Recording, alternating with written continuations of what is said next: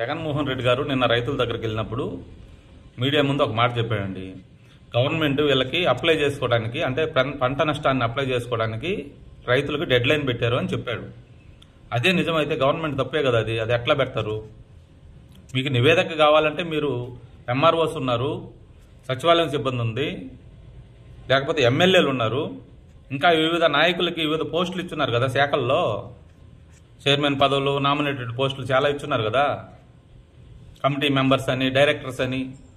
వాళ్ళందరూ ఏం చేస్తుంటారు? వాళ్ళు ఆయా శాఖకు సంబంధించి పనిచేస్తారా? మిగతా టైంలో ఇళ్లలో కూర్చొని ఉంటారా?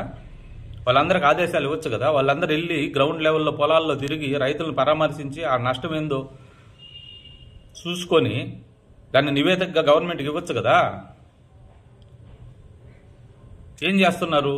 వాళ్ళందరికీ ఎందుకు ఆదేశాలు ఇవ్వట్లేదు?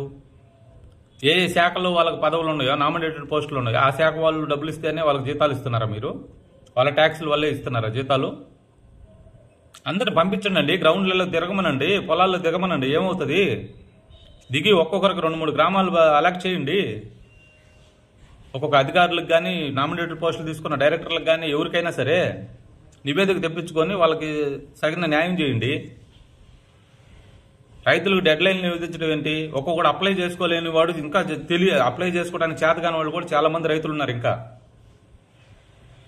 నేనే అనుకోండి, సపోజు నాకు తెలుసు, నేను పోయి అప్లై చేస్తాను, నేను డబ్బులు నా పక్కింటోడికి నేను చెప్పను. ఎందుకు చెప్పనంటే వాడికి డబ్బులు వస్తే నాకు ఇష్టం లేదు, నాకు ఈర్ష్య. నేనే బాగుపడాలా, పక్కనోడు బాగుపడటానికి లేదు.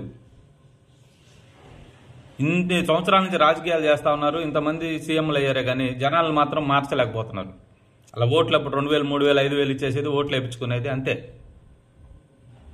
ఇవన్నీ చెప్పడానికి ఎవరు ముందుకు రారు, ఏ రాజకీయ నాయకుడు ముందుకు రారు. ఎందుకంటే వాళ్ళు ఎదగటం మనకి ఇష్టం ఉండదు.